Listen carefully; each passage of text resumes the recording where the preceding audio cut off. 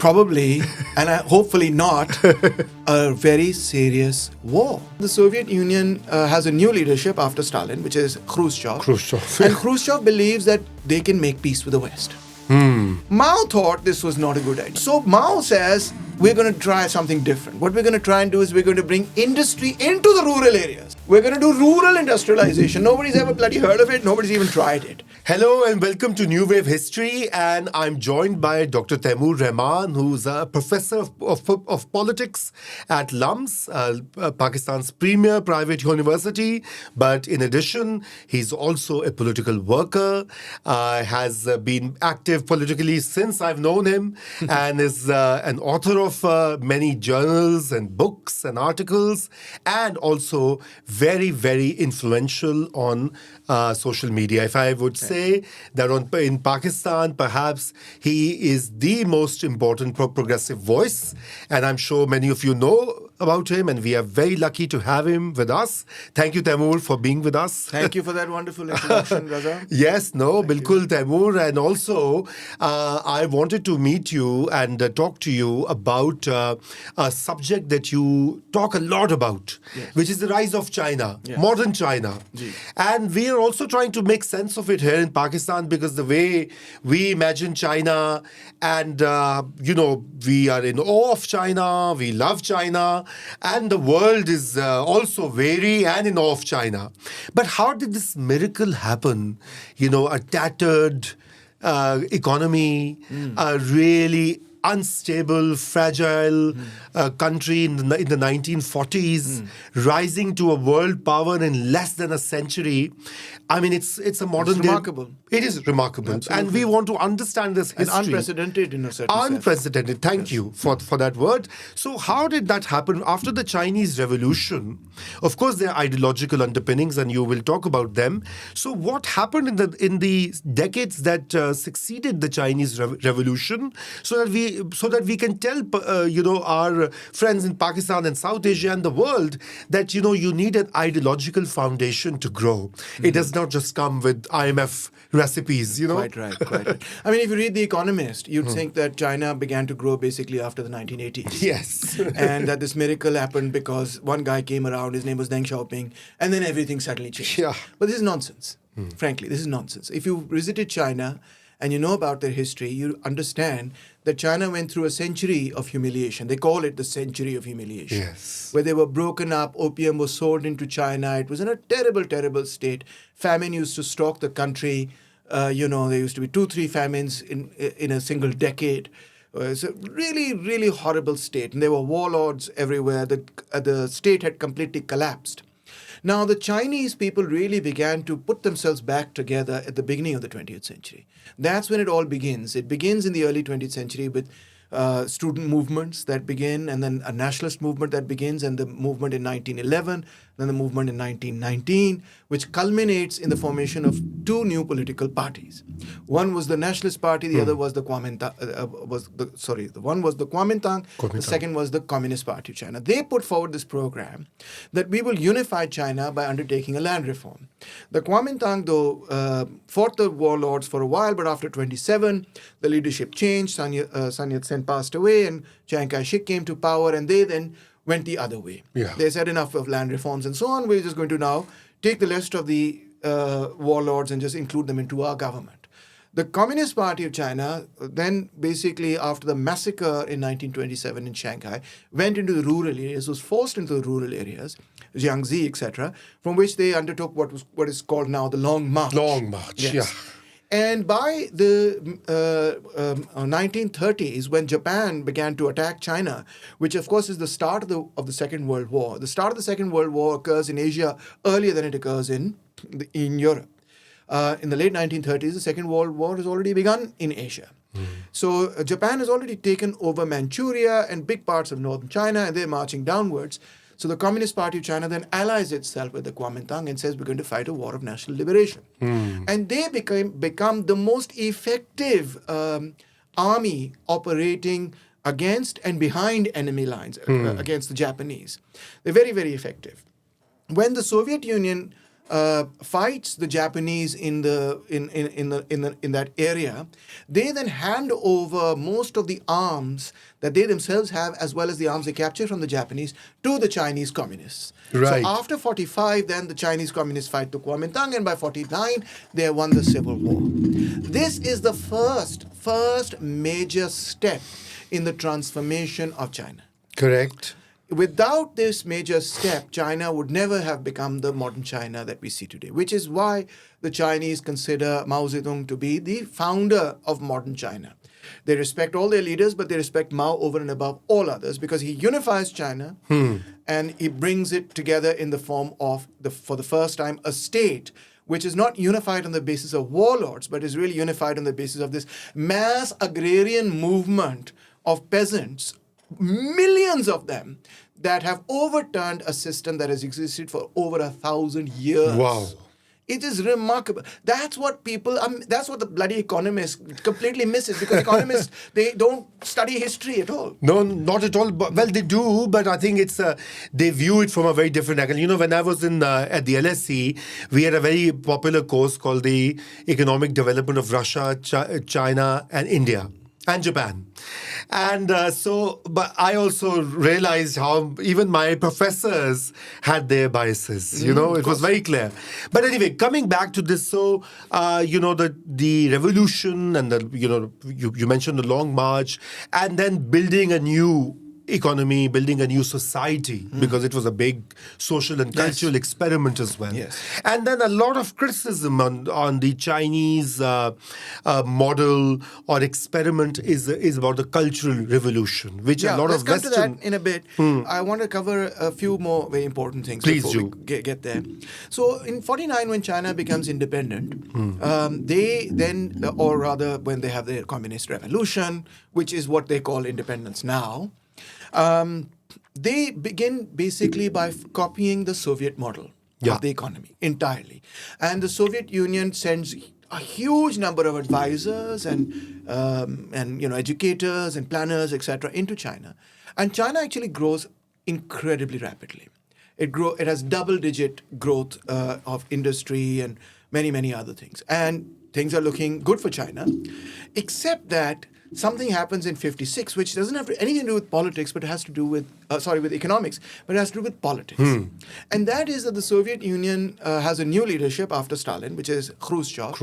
And Khrushchev believes that they can make peace with the West. And now remember that the Chinese have already fought from 50 to 53, the Americans in Korea. Yeah. And that's a huge war where millions of Chinese have fought. Often neglected. The Chinese were directly fighting the Americans then. Correct. And they defeated the Americans, which is what was a huge shock for MacArthur and other Americans. How the hell did the Chinese defeat us? You know? So they were really, they had come out of a revolution, they had come out of fighting, they were still fighting in Korea. And here comes Khrushchev and he says, we're going to have peaceful coexistence and peaceful competition with the West. And this just completely kind of, Mao thinks this is absolutely nuts. Right. And he begins to write against Khrushchev. First, very indirectly, he criticizes Tito of Yugoslavia because Tito's already done what Khrushchev is going to do. Correct. And so he writes an article against Tito, and then he writes more articles and more articles and more articles. And the polemics between the Soviet party and the Chinese party get more and more heated. Then the Soviet party takes a decision in a period where China is experiencing these massive floods. Yeah. And they decide we're going to withdraw all our aid. By the way, the Soviet Union was giving so much aid to China. Right. They gave about 7% of their own GDP as aid to China. Wow. It is one of the largest aid projects in history. We often talk about the Marshall Plan. This was bigger than the Marshall Plan. We never talk about this. No, we don't even know about it. Yeah. This was bigger than the Marshall Plan. So, in relation to the size of those economies. Of course. So the Soviet Union withdraws its technicians in 62, and this causes a huge problem in China. Split. Yeah, a huge split, and an acrimonious split, right? And it gets more and more acrimonious. And then the other thing is that there's a border war between India and China, 62. and the Soviet Union does not support China, it supports India. Yeah. And China feels completely betrayed by this. They feel like, what the bloody hell? We are communists. You are communists. Why are you supporting Nehru over us? Yeah. They're shocked. Right? So this now results in polemics becoming so heated that China begins not only to say that Russia or the Russian party has become opportunist, but they begin to say they've become imperialist. And this develops through the 1960s, and the Americans are watching very carefully. And that is the background, Raza, in which Mao attempts two very big deviations from the Soviet model. Right. The first is called the Great Leap Forward. Yes, of course. So what is it? Because, Western academia doesn't really explain what it really was. What was the thinking behind? What was he trying to do? Was he just an idiot or something? No. The Soviet model was that we are going to take surplus from the countryside and we're going to move it to the cities where we will build machinery, industry, and then that industry will go back into the countryside and increase productivity in the countryside. Okay? So this is a very urban-centric model. This is how the Soviet Union did it. In the Stalin period, they basically collectivized, used the surplus, built industry, sent tractors. Correct. To put it very simply. Yeah. So they were doing the same thing in China. Mao thought this was not a good idea because for a generation that would mean that the peasantry would have to, the surplus would move to the urban areas. Now remember, the Chinese Communist Party is mainly a rural party. Yeah. Yeah. So Mao says, we're going to try something different. What we're going to try and do is we're going to bring industry into the rural areas. We're going to do rural industrialization. Nobody's ever bloody heard of it. Nobody's even tried it. So he says, we're going to build everything that you build in cities, but we're going to build it in the villages. In the villages, yeah. And that's not easy to do because you don't have the infrastructure. So in particular, the backyard furnaces are a disaster because they can't go up to that particular temperature where they can melt the steel and so on and so forth. And there are a couple of other disasters. So Western academia often writes about the disasters, but they don't tell you about the successes of the Great Leap Forward. Now, the successes of the Great Leap Forward are that they built 46,000 water management projects in the Great Leap Forward. All the major dams that you see in China today, including the Three Gorges Dam and all the whole water infrastructure was basically built in the Great Leap Forward. Raza, millions of peasants were mobilized to go into these areas and fix the embankments of rivers and fix the canals and fix the barrage, fix that, fix this. It was a huge effort. Huge effort. Yeah. Again, nobody talks about it. But the fixing of the water system then created what we call the iron rice bowl. Yes. It wasn't created just out of the blue. The water had to be fixed because the land had already been, land redistribution had been done. But still, China was very poor, mainly because they didn't have water management. So that's when they fixed it. Okay. Then we will go forward. Now, within the Communist Party of China, Mao was not the undisputed leader. Yes, they were. There is another very interesting thing. There was competition. Realize. Yeah. Yes, there was huge competition.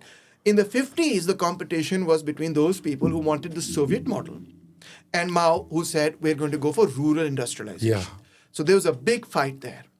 Then after the Great Leap Forward, the pro-urban lobby, let's call it that, came back after the Great Leap Forward and said, Great Leap Forward was a disaster. We are going back to the urban model of development. So they went back to the urban model of development.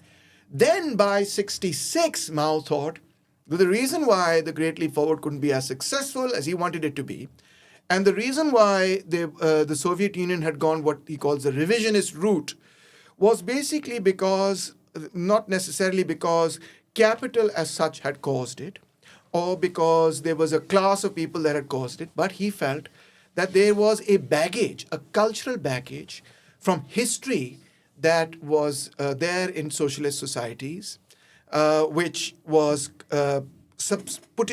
making people subservient to traditional figures of authority. That could include professors, it could include intellectuals, it could include this, blah, blah, blah, blah, blah. Which is, frankly, true in the sense that intellectuals generally have come from privileged classes. And so now he says we're going to have... We love democracy, right, Raza? Except when it actually happens. Because this was a mass experiment, really, in mass democracy. The democracy right from the poorer classes. This is the great proletarian cultural revolution. Let's not leave that word out. Yes. Very significant. So what he said was, we're going to create these red guards. We're going to now, the red guards are going to change the culture of China.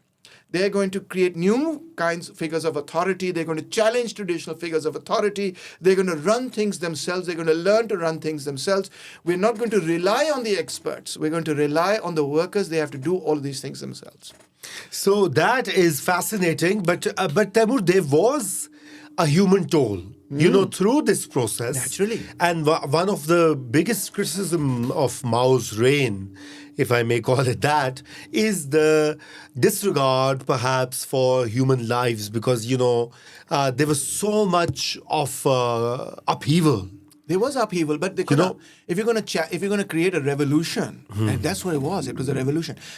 It's going A second revolution of it was sorts. a second. Exactly right. He in fact envisaged that within socialism you would have to continuously have cultural revolutions to change the culture into a socialist culture. Right. But Mao was very explicit in saying that this is not a violent revolution. Because state power belongs to the working class. So we're not saying go and bust somebody's head. Okay, go and kill them. No. It's a cultural revolution. So that meant that we're going to re-educate. We're going to tell the professors, you may be a professor, but, you have to listen to the students now. Yes. And the students got a bit rowdy, with many professors. And sometimes there was also violence. And sometimes it was pretty horrible because they put people on donkeys and then they spray painted their faces and did all kinds of horrible things like that, which they should not have done. Yeah, obviously. I mean, we can't condone that. And they went to an so now with the now the thing to understand about the Cultural Revolution is the following. This is called the Great Proletarian Cultural Revolution. But in China, the proletariat was always a small class. So the vast majority of the people who were undertaking the proletariat revolution were not necessarily proletariats as such. Yeah. The result then was that the proletariat revolution swung into what I would criticize as an ultra-left deviation, an ultra-left direction. And that caused a lot of damage, both in the intellectual sphere and in other spheres, because if you're a scientist, it's not enough to be a great revolutionary. Science is its own method. Yeah. You have to learn from the expert. Right? Just because you're poor doesn't mean you're right. The expert nonetheless has something to offer. Yeah. So and then there were many other things, but then there was a very serious, even worse situation was the Western media always emphasizes this, but something else happened, which was even worse, which is that by 1969, the Chinese began to argue, under the influence of the Cultural Revolution, that the biggest threat to humanity is not from the US or from Europe or from France or Britain or whatever, it's from the Soviet Union. Yes, the great Sino-Soviet tension. Yes, absolutely. And so the Chinese now, in the period of the Cultural Revolution, swung so far to the left that they decided, we call it that they decided that they're going to ally with the United States of America. And that's when Pakistan also played a little bit of role. That is exactly the bridge building between the US and China. And what happened is that when Kissinger was meeting with Mao and with others, Zhou Enlai and others, etc., in one of those meetings, Lin Biao recorded that meeting. And he took that recording and he took a flight to go to the Soviet Union. And that flight was then taken out in midair. Wow. Yes, I remember. This is the fall of Lin Biao. Yeah. Now, it's 71. Now, this is a key date to understand. Now, after 71, Chinese basically ally with the United States of America, the country that they fought in from 51 to 53. 50 to 53. Yeah. 51 to 53, actually. They came in the war a little later. They ally with them. This creates all kinds of weird things. Like, for example, China now allies itself in Africa with Mobutu Sese Seko of Zaire. Yes. And supports the FNLA of Roberto Holden against the MPLA of Agostinho Neto, who was the real independence leader. Yes. And also supports Johannes Savimbi, etc., which is all of whom are allied actually with apartheid South Africa. Yeah. And it becomes clear that that is the case. Then in 73, when the coup occurs against Allende, The Chinese are the first to say we recognize the government of Pinochet. Yeah, I remember. Shocking. Yeah. Then in 71, when Pakistan is undertaking a military operation in Bangladesh and the Soviet Union is saying, what a horrible military operation, please stop it. The Chinese are actually saying we are with Pakistan. Yes. Big disaster. It gets worse, Raza. When in 78, the PDP-8 comes to power in a military coup in Afghanistan, and the Americans organize the Mujahideen to overthrow that government, the Chinese supply weapons to the Mujahideen in Afghanistan. Little known fact. Little known fact, but the truth. But the truth, yeah. And then it gets even worse. It gets worse and worse. By 1978, Cambodia had a government which was particularly very, very cruel. Genocidal. Which was supported by, ironically, the United States of America in the UN, the Khmer Rouge. Khmer Rouge, yeah. Then the Vietnamese basically said these people are nuts and they've become American agents. And the Vietnamese attacked the Khmer and defeated the Khmer Rouge. And Hun Sen came to power in Cambodia. And Brzezinski met with Deng and others in China. And China attacked Vietnam in 78, That's 79. Right. That's right. And fought Vietnam. And Vietnam actually, was able to defend itself against China, which was quite remarkable. And the Cambodian government remained pro-Vietnamese and still is, even till today, pro-Vietnamese. Vietnam then went through 20 years of sanctions, not because of the national liberation struggle, which they had won by 75, but because of the war in Cambodia. Wow. In which the Chinese supported the Americans against Vietnam and supported Khmer Rouge. And the Americans and the Chinese and Khmer Rouge were united against Vietnam. So these tactical alliances are not new to China. It gets worse. Okay. This is the period in which the Chinese also became very friendly with Mossad and Israel. That's right. Bonhomie.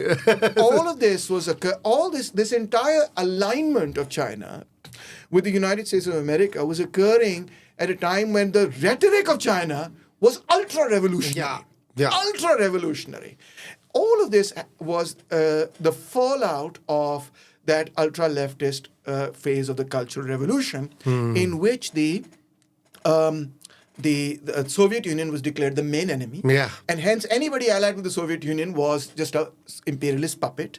And they also made friends with the Shah of Iran. You might know. And of course Pakistan.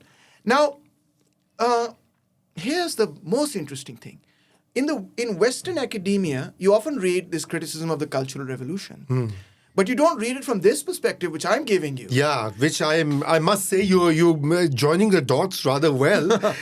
Which is that when the anti-cultural revolution wing of the party came back into commanding heights, took command of the party, which is after the fall of Lin Biao, basically, they criticized the Cultural Revolution for their ultra-leftist attacks on the intellectuals.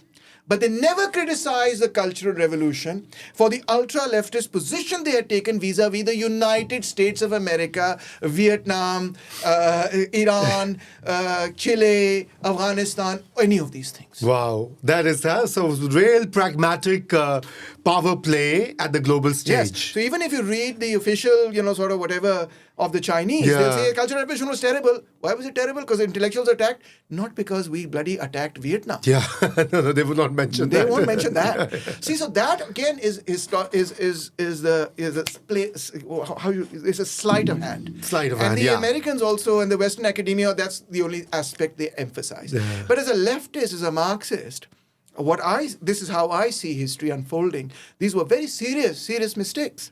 Yeah. And this is the reason why, Raza, the anti-revisionist left or the pro-Chinese left actually became disoriented in the third world and didn't manage to take the space, let's say, of the Soviet left, which was considered now to be quote-unquote opportunistic or whatever. It weakened the international solidarity. It destroyed the communist movement because on the one hand you had the Soviet parties and they were going on this line of peaceful coexistence and peaceful competition and blah, blah, blah. You had this Chinese And there you have the Chinese who are ultra-revolutionary in rhetoric but actually allied with all kinds of weird folks. So this was the real reason why the communist movement internationally was so severely weakened. People were, I mean, obviously, you're not going to get this from the bourgeois media, but this is as an insider, this is how I understand why the communist movement came to be defeated. This is a fascinating. While talking about China, you've also brought in this whole international communist movement. So anyway, late 70s onwards, there was a lot of internal debate in China as well, Yes. leading to Deng Xiaoping's rise and his reform, the much doubt, and the rest is history. Yes. So what, and I guess, from that point onwards, we do see even the Chinese version of communism being rethought. Yeah. So it's now no longer, theoretically speaking, the classical or pure socialist. It's pretty much what Lenin did between 22 onwards after the Civil War, which was called the New Economic Policy. Yeah. The New Economic Policy was the idea that we have state power, so we'll control that, and then we'll allow the state itself will buy from capitalists. Yeah. And we may outsource certain tasks to other capitalists. So that's pretty much what China is doing. It's an extended new economic policy. Some people in the communist left call it the Bukharinist line. Yes. Because this is what Bukharin also advocated. That's right. Now, think about it in another way, Raza. When the to industrialize, whatever country you talk about, socialist, communist, capitalist, doesn't matter. Whatever country industrializes has to first build a surplus from which it creates industry. The British did it by exploiting the hell out of Bengal. Yeah. Right? The French did it. They took out of North Africa and Indochina, the Dutch in Indonesia, blah, blah, blah, the rest of it. Right? We all know that history. The Soviet Union did it by the collectivization campaign of the peasantry of Russia. Now, in China, they have then now two options, or let's say they need capital now to grow. Okay? They can, number one, get it out of the peasantry. But that door is closed after the Great Leap Forward and the Cultural Revolution. Yes. Right? Now they can get it from the Soviet Union, but that door is closed now after 62. Yeah. Where else can they get it from? So they said, well, we'll just get it from the imperialism. We'll get it from the Americans. Because the Americans have been interested since the late 19th century, since the Spanish-American War, in basically investing they call themselves a Pacific power. So they want to invest in Japan and Korea and Taiwan and China and this Philippines. Pacific Rim, as the they whole call it. Pacific Rim is the Americans see themselves as expanding in that direction. Correct. So there's capital available there. And Deng can see that it's being invested in South Korea, in the Asian tigers. He's like, we can have some of that. So he's like, all right, we're going to get some of that. But here's the trick. We're going to get that capital, but we're not going to allow them political influence in our country. Which usually comes with that particular Which does come with that. And therefore, flow. you have to tighten the screws here and tighten the screws there. And you have to be constantly vigilant. And you have to say, oh, you BBC reporter, you can't come. And you CNN, you and blah, blah, blah, blah, right? Because, yes, it comes with the territory. So that's what they begin to do. They have the reason why China is called authoritarian is because on the one hand, they're allowing capital to come in from the front door.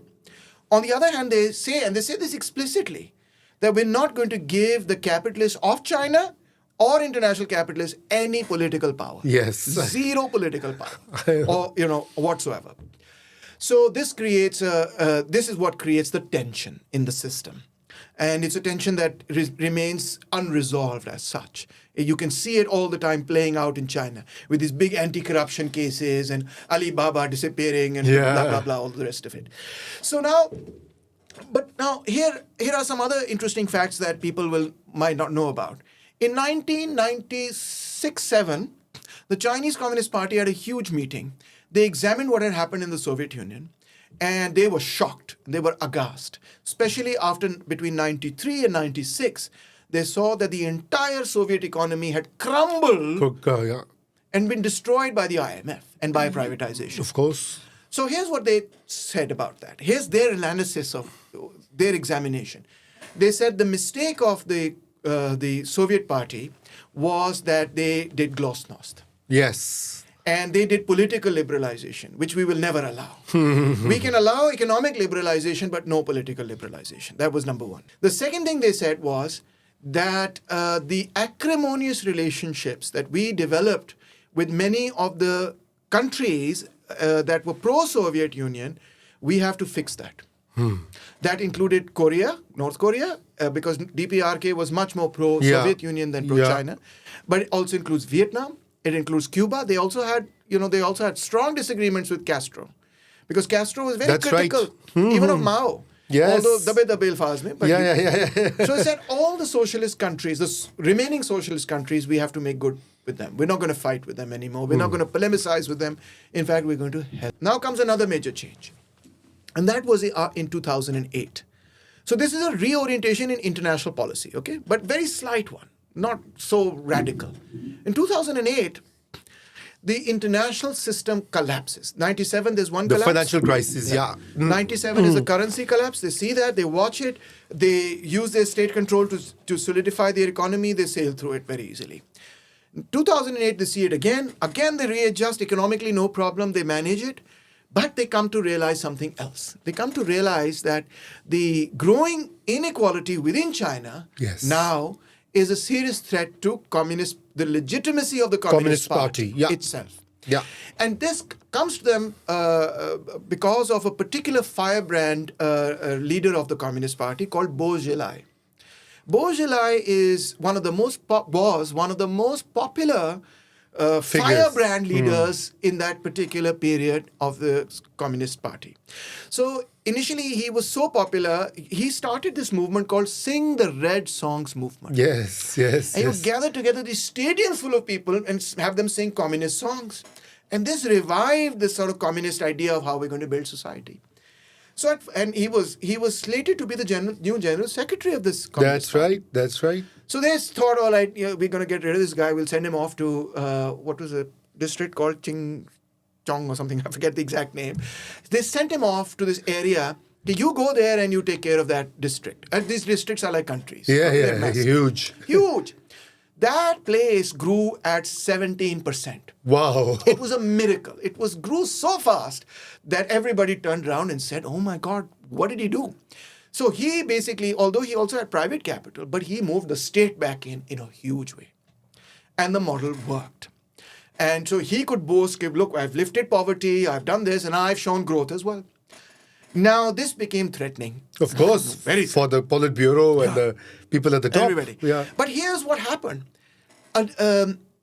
Inside the Communist Party of China, there are basically three large factions. Okay, there's the Shanghai Party, of course, Jiang Zemin and so on, or former, general secretary.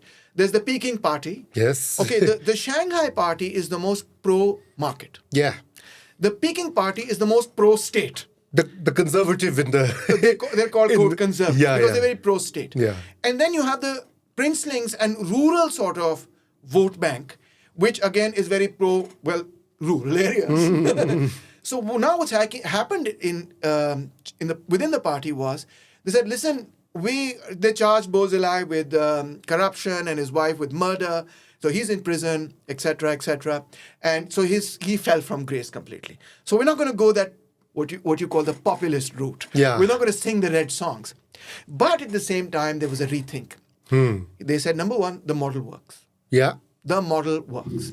Number two, if we don't do this, given that international capital is now shrinking after 2008, this model will work even more in these circumstances. Yeah.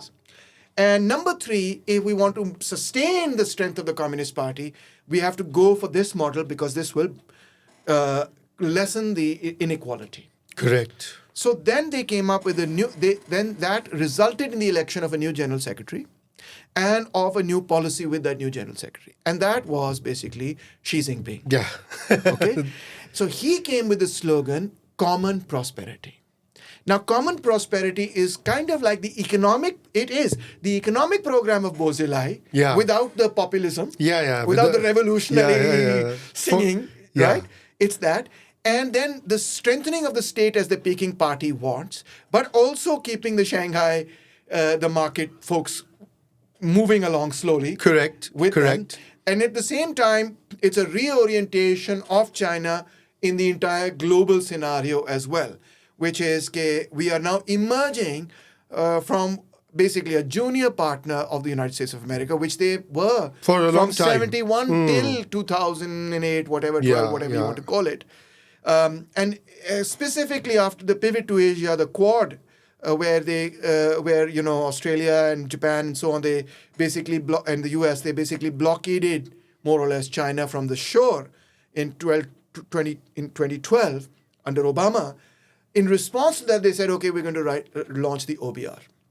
We are going to go the land route. If you cut us off from the sea, we'll take the land. We'll take the land. We'll take the land. And there we go. Already it's under... So now that has been in play for the last decade more and a half or more, right?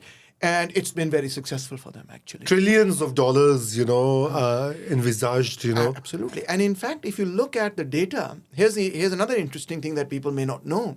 If you look at the data, the growth of China in the last decade and a half, or since basically 2008, let's say, since Xi Jinping took power, dwarfs, and I use this word after having looked at the data, dwarfs the growth of the Deng period.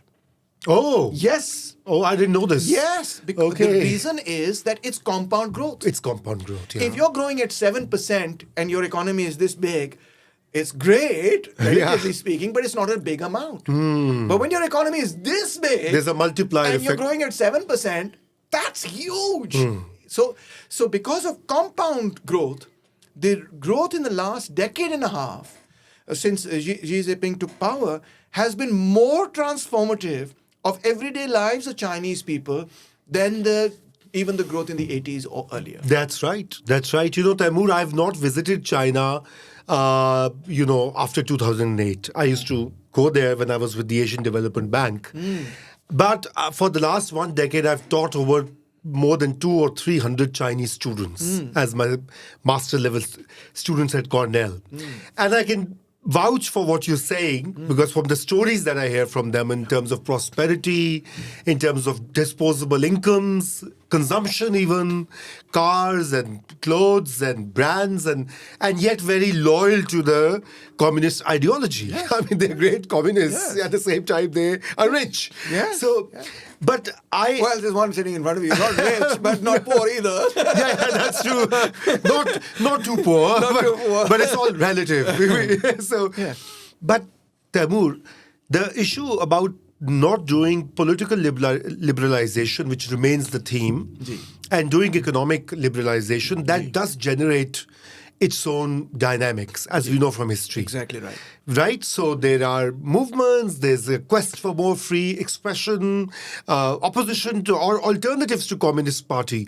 So how is China navigating that? And will it be able to navigate that in the coming decades? So far, they've navigated it in a way which has been successful for them.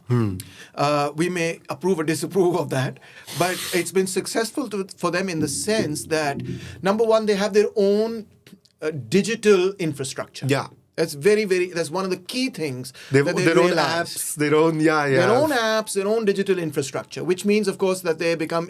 I went to China and people talk about the Great Firewall of China. Yeah. And I use the same VPN I use in Pakistan, and like that I was Yeah. doing whatever I wanted.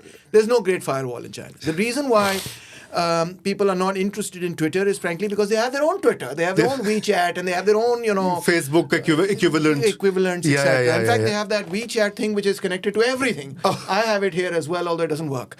But it's connected to their wallet, it's connected to their social media, it's their Facebook, it's their Twitter, it's everything. So that's one way they have That's kind one of insulated. very important way in which the public doesn't feel like they've lost anything. They're talking to each other just the way we're talking to each other. And yet they're not in the ecosystem of the Western corporate social media. Because, I mean, let's be clear. Twitter is a company. Facebook is a company. Oh, totally. It's a corporation. Totally. It's not your village square or whatever. Or town square. I have, I used to be a very active, ardent advocate for these social media sort of freedoms. But in the recent years, looking at what's happening in the world, You can see big clearly. tech is a problem. Big tech is a problem. It has to be regulated. Yeah. and controlled. Yeah. Okay. By the public. By the public, Yes. of course, and public representatives. Yes, public. So that's one. So they've created alternative Yeah, parallel. and the second thing is, look, the model, they've lifted millions of people out of poverty, 850 million people. 850. Miracle. That is huge. So people, like parents who used to literally live in villages or, what are living in high-rise apartments today, within a generation. Correct. And their children are going to university and college. It's a transformation, the scale and speed of which is remarkable. But here's the interesting thing. It's not like the Industrial Revolution, where people are thrown into these dungeons with factories with child labor and chimneys and great expectations. We've read Dickens, etc. It's not like that. It's every year or every 2 years, people are better and better and better and better off. There's a trajectory of improvement. There's a trajectory of improvement. Yeah. So what's the public saying? The public is saying, okay, we're happy. Yes. We're doing better. We're not really concerned too much about politics, to be perfectly honest. I'm doing my podcasting and I'm doing this and I'm doing that and I'm making, I'm getting better and better off and I'm buying an apartment and I'm doing. So that's what the focus mostly. But there are losers. There are rural sections of rural population, minorities like the Uyghurs. Relative losers, but not absolute losers. Okay. That's a very key distinction to make. Right. Everybody's better off. Yeah. Except that some people are more better off than other people. Yeah. But there's nobody who's kind of slipping down. You see, unlike Pakistan, World Bank had a report recently which said that maybe about 8 to 10 million people have slipped below the poverty line because the floods and the COVID and the economic and inflation, blah, blah, blah. That's not China. No. It's not 10 million people are not going below the poverty line. No, they're not. They're not, exactly. They're not. So that's what gives stability to the order. Exactly. That's what gives stability. And also, the second thing is there's great social mobility as well. Yeah. So you could be in a rural area someplace, working there with your parents, etc., etc. But then you go to college or school, which is not too far away from your rural area. But then you rise, and then you go to then you go become some big shot in the city, and then you send money back to your parents, and you say to your parents, "Mom, Dad, come move with me," blah blah blah. So there's a huge transformation in the way in which people are living in China. But Taimur also, so again, I'm citing, you can say I live in the US, so I'm obviously influenced by what I consume and read. So one is often economists, since I was growing up, since I was in college, Chinese economy is going to overheat. Oh, yes. Chinese economy is going to explode. Yes. But which is the traditional capitalist sort of prediction. Yeah. So, of course, you're a political scientist. How far is that fair that this is not going to be long-term sustainable? That's not well-founded. Okay. The reason that's not well-founded, number one, is historical data shows that they've been growing at 7, 8, 10, 11, 12% since the bloody 50s. Okay, since the Mao period, they've been growing. Yeah, which you said earlier, Yeah, absolutely. Economists ignore they look at absolute trends, but they don't see that the growth trends are very high and have been very high since the 50s. Yeah. This is what I saw, with the exception only of 3 years. 60, 61, and 62. These were horrible flood years. Yeah. Aside from that, they've pretty much been growing very right. So how are they? Why does the economy overheat in a given capitalist country? That's what we have to understand. Now, Keynes, of course, and so many others have given us the explanation, which is, you have aggregate demand, it goes up, and then, everybody's catching up with it, and then you have a huge slump where aggregate demand cyclical, falls. Yeah, cyclically, aggregate demand keeps going. That's how Keynes explains it, right? And the key thing that makes that happen is not consumption. If we read general interest, Keynes's famous work, according to Keynes, it's not consumption that does that. Because if you and I have the money, we're going to more or less consume the same amount that we're consuming. We have a set consumption pattern. It doesn't change too much unless we don't have income. If we have income, the consumption pattern stays steady. So that's not what causes aggregate demand to go down. And what is it that causes aggregate demand to go down? Investment. Yeah. Because aggregate demand is C plus I, etc.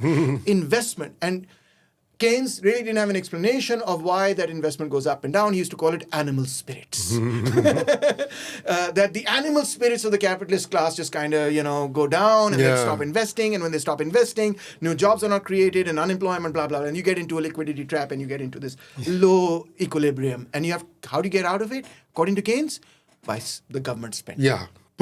Pump money, inject, and then it. Now, Raza, you may remember or you may recall that you must have read, I'm sure, that in the early 70s and late 1960s, economists were saying things like, we have solved, I use these words very carefully, we have solved capitalism's cyclical problem. I've read that. You've read it, right? We have solved it. How have we solved it? By demand management. Yeah. Every time the economy goes down, we're going to spend more. Every time the economy goes up, we're going to spend less. Yeah. We've solved it. The problem is over. Yeah. Until, of course, the OPEC crisis comes, and then they say, oh, it's not solved, and we have to go back to neoliberalism and the rest of it. But if you look at the record from 45 till 1971, that actually is the most remarkable period of growth for the capitalist West, is actually the Keynesian period. The baby boomer generation grew phenomenally. Yeah. Incomes doubled, middle class was created. There was no middle class before the Second World War. Okay, But look at what they did after all the crises. The governments pumped money. After COVID-19. They did it totally again. Their rhetoric. Exactly right. Exactly right. Billions, trillions of dollars. Exactly right. So now imagine that if the West could do that from 45 to 70, let's say, through the management of the economy via the state, even though most of the economy is privately owned, why would we imagine that China, where most of the economy is not privately owned, would not be able to do that? Correct. So the reason why the Chinese economy does not overheat is mainly because the money supply is controlled by the People's Bank of China, not by private banks. Number one. Okay? In a capitalist country, banks create about 90% of the actual liquid money. Commercial banks, yeah. By giving loans. Yeah. If they stop giving loans, the money supply shrinks. If they start giving loans, the money supply increases. In China, the economy, there are private banks, HSBC, etc., but they're not the ones who control the Chinese currency. Yeah, money supply. The money supply is controlled by the People's Bank of China. So they can therefore, and all the banks under them are basically state banks. They have around 19 banks under them, and they're all state banks. Right? They all do different things, etc. So the whole financial system is controlled basically by the state, number one, unlike capitalist countries. So they can control the money supply, they can control credit, they can control investment, Raza. So if foreign investment declines by, let's say, 5%, okay, they'll say, you know what, foreign investment has declined by 5%. Why don't we increase investment, domestic investment, by 5%? Hello, Mr. Governor of the State Bank of China, People's Bank of China. Can you please increase investment by 5%? He says, no problem. Here you go. He takes a fader, he pushes it up, and it increases by 5%. That's it. That's how they got over 2008. That's how they got over 97 currency crisis, etc. Yeah. So the economy runs in a different way. It's not really run in the same way as the US. And that's why it doesn't overheat. When it shows signs of overheating, they can adjust. They can adjust investment. They can adjust the growth of the economy. And in fact, now the Chinese say this explicitly. Earlier, they used to say the goal is growth. The goal is growth. Now they're growing so fast and been growing so fast for such a long time, they're like, the goal is not growth. The goal is sustainable, green growth with common prosperity and blah, blah, blah. Right. And they do it. So, no, that is really interesting. But anyway, let's wrap it up and let's look at the future. Yeah. There is the Belt and Road Initiative. Yes. There is a global trade domination already acknowledged by the world. Yes. Even the US reluctantly, and especially President Trump, acknowledges that China is the competitor in terms of world influence. Yes. So where do you see the Chinese? Would Chinese footprint on the world through BRI and other instruments and through defense and through, let's say, just the recent India-Pakistan war in May 2025, where the Chinese weaponry, technology platforms were tested successfully, if I may add, where does it lead the world balance of power? It leads to, sadly, arguably, and probably, and hopefully not, a very serious war. That is, oops. That's the oops. We have seen in the history of the 20th century and earlier histories as well that whenever you have a power that suddenly emerges and upsets the old balance of power, it is often accompanied by war. When Germany suddenly industrialized under von Bismarck, etc., there was a war. When Britain, suddenly industrialized, they went gallivanting across the world and conquered bloody everybody. Yeah. When the French had it, they did the same thing. When the Americans, blah, blah, blah. I mean, so right now... But is it conventional war? Is it economic or technological or cyber? Economic war always leads, sadly, to the other kind, hot wars. Oh, okay. That's the fear. And this is not some idle speculation, because you know that NATO has said that each member country has to contribute by an increased amount. And they have stated very explicitly that They're stocking up. They're stocking up. And they stated very explicitly that the challenge is from Russia and China. Correct. And on the other side, what do you see? You see that Russia and China are holding parades together. Commemorating projecting power, commemorating their alliance in World War II together. Now, that's not idle stuff. That's not just for flag waving. That's real stuff. They're actually allied in Ukraine. Yeah. And the North Koreans are also fighting in Ukraine. They sent about 12,000 people to fight in Ukraine against NATO. Correct. So what we see is that we have Russia, we have North Korea, which is not a small military, although it's a small country, but it's a 1 million person military with nuclear weapons. And then you have China, and they are very strong, and you have a couple of other people, etc. But they seem very Venezuela, whatever. But that's not militarily very significant, but they have oil. But they've also included Iran in this whole configuration. Oh, yeah. So these states are lining up saying, our national sovereignty is threatened by NATO. And we have to come together to defend our national sovereignty. Correct. And if you listen to the Chinese folks here, even in Pakistan, they say this very explicitly. It's not some conspiracy theory. No. Yeah. That's a stated position. It's a stated position. That China will not be the first to fire nuclear weapons, but if you fire at us, we won't allow you to fire the second time. That was. But on the other hand, the counter argument to this is that there is an economic interdependence between the United States and China. I mean, the Chinese have so much money, billions of dollars invested in the US. Yes. Reserves. Yes.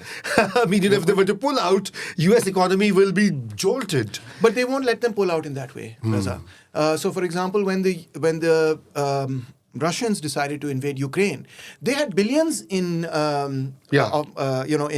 Western banks. Correct. And it was all frozen. They're like, okay, this is ours now. We're taking it. You can go to hell. So I suspect that were things to get to that level, the treasury bonds, etc., that the Chinese own will probably be taken over by the US government. They will nationalize them, so to speak. Which is why, in fact, you have seen for the last couple of years that the Chinese have diversified. Gradually, they're withdrawing. Yes, they're withdrawing and they're diversifying. Yeah. They're using Cayman Islands and Hong Kong and other. They're using the capitalist network to park their money. And by the way, they're also, both Russia and China, stocking up on gold. They're stocking up on gold, and BRI is another conduit. Sorry? The BRI. Yes. For capital, redirection of capital. Redirection of trade, capital. Excess capital that China is generating. Absolutely. So this is a very sanguine conclusion to a very fascinating story. Yes. I hope that this is wrong. I hope that this is wrong myself. I mean, much as I love you, Taimur. Yes. No, I want it to be wrong, but one needs to give this warning in order for people to become aware so that it doesn't happen, and I'm proven wrong. Prove me wrong. Make it such, because if we go, as Einstein put it, the great Albert Einstein, he said, I don't know what will be the result of World War III, but I can tell you that World War IV will be fought with bows and arrows. Will destroy civilization. Very, very aptly put. Very aptly put. And on that note, thank you, Taimur, for being with us and really enlightening. I've learned so many new things. Read over the decades here and there. You've weaved a great story on China, and I hope that students and young people, especially who do not read books, unfortunately, at least listen to Dr. Taimur and learn something new. Goodbye.